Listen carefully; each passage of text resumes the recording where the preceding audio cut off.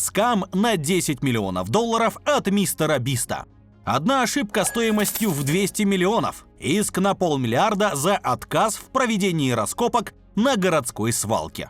Работница китайского ресторана отмыла $6 миллиардов в биткоинах. Вы на канале Crypto.ru, канале крупнейшего ресурса о криптовалютах в Рунете. И это 5-й выпуск рубрики о криптоскандалах. Подпишитесь на канал, поставьте лайк и нажмите на колокольчик, чтобы не пропускать новые видео.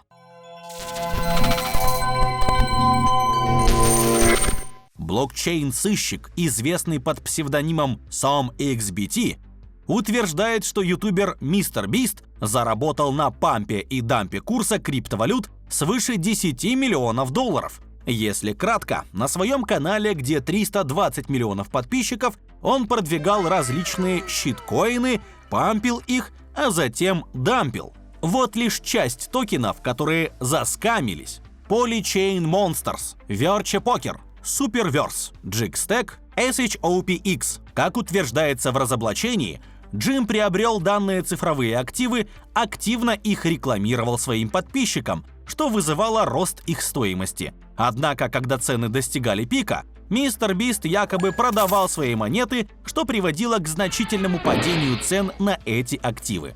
В среднем монеты падали на 90%. Также он обманывал комьюнити, завышая суммы инвестиций в проекты. Например, он вложил в Superverse $100 тысяч, а не 9 миллионов, как заявлял в одном из своих видео. Инфлюенсеры часто проворачивают подобные махинации на крипторынке. Если бы они занимались таким на фондовом рынке, то за ними бы уже давно пришли сотрудники комиссии по ценным бумагам и биржам, подытожил SomXBT. Что думаете, MrBeast красавчик или минус репутация? В 2011 году немецкий программист Стефан Томас получил награду 7000 биткоинов за создание видео о криптовалютах. Тогда это казалось небольшим бонусом, ведь цена одного битка составляла всего $2. Но с тех пор стоимость биткоина взлетела, и теперь его запасы оцениваются в более чем $475 миллионов. Звучит как неверная удача? Не совсем. Проблема в том, что Стефан потерял пароль к зашифрованному накопителю, на котором хранятся его биткоины. У устройства, известного как IronKey, всего 10 попыток на ввод пароля. Стефан уже использовал 8, и у него остались только 2 последние попытки, прежде чем данные будут зашифрованы навсегда, а доступ к криптовалюте станет невозможным. Кошелек с биткоинами Томас хранит в надежном месте, но найти ключ к своему богатству ему пока не удается. Он признается, что из-за этой ситуации его преследуют тревога и бессонница. Я старался выбрать что-нибудь надежное, потому что очень боялся потерять эти монеты. Здесь урок для всех нас. Когда дело касается финансов и криптовалют, надежное управление паролями может быть не менее важным, чем удачная инвестиция. Потеря пароля может стоить целого состояния. Джеймс Хауэллс, IT-инженер из Ньюпорта, подает в суд на городской совет о взыскании 495 миллионов фунтов стерлингов за отказ разрешить раскопки свалки. В 2013 году Хауэллс по ошибке выбросил жесткий диск. На нем было 8000 биткоинов. Тогда стоимость криптовалюты была относительно небольшой, и Джеймс не придал ситуации особого значения. Но сегодня его состояние выросло почти до $500 миллиона фунтов стерлингов. За более чем 10 лет Хауэллс неоднократно просил у совета разрешения раскопать свалку и вернуть утерянный диск, предлагая несколько безопасных планов. Мы ищем жесткий диск от ноутбука. Идея в том, что мы будем просеивать мусор, он будет поступать в бункер, а оттуда на конвейерную ленту. Однако городской совет Ньюпорта постоянно отклоняет его просьбы, ссылаясь на экологические риски из-за содержания объектом опасных материалов – асбеста, мышьяка и метана. В 2022 году Хауэллс даже представил план восстановления на сумму $11 миллионов с использованием ИИ-дронов и роботизированных экскаваторов, чтобы минимизировать воздействие на окружающую среду.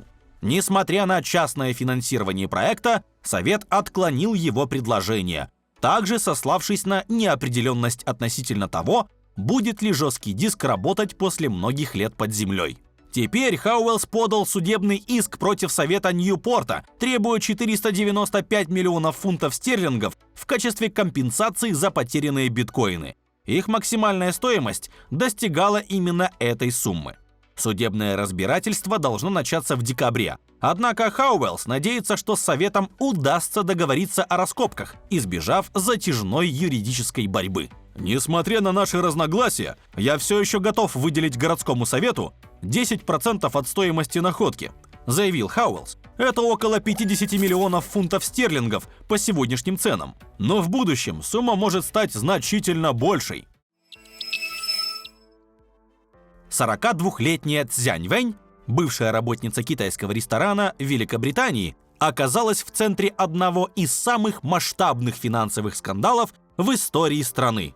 В мае 2024 года ее приговорили к 6 годам и 8 месяцам лишения свободы за отмывание биткоинов на сумму 6 миллиардов долларов. Вэнь выполняла указания своего бывшего босса Яди Чжана, организатора одной из крупнейших инвестиционных афер в Китае. Чжан обманул около 130 тысяч китайских инвесторов в период с 2014 по 2017 год, обещая им высокую доходность от вложений в криптовалюту. Средства, которые он получил незаконно, были переведены в биткоин, а Цзянь Вэнь помогала конвертировать их в наличные.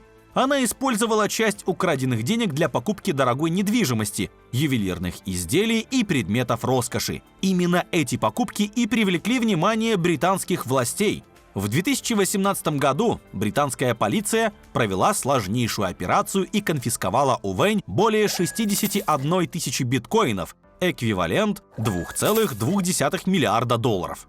Это стало крупнейшей криптовалютной конфискацией в истории Великобритании. Да, я признаю, что контролировала биткоин-кошелек на имя Джана, сообщила женщина в суде.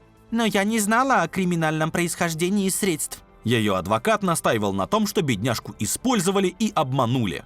Однако судья Салли Энн Хейлс отвергла эти аргументы, заявив: «Вы знали, что имеете дело с доходами от преступной деятельности». Она подчеркнула, что преступление было тщательно спланировано и требовало большого уровня координации.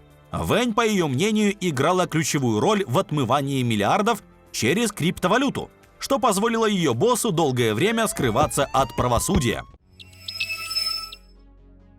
Обязательно посмотрите на канале прошлый выпуск «Криптоскандалов», в котором мы рассказываем про вирусы северокорейских хакеров, мошенническую схему Honeypot в Telegram и другие кошмары. Знаете истории поинтереснее? Пишите в комментариях, и мы расскажем о них в следующих выпусках. Пока!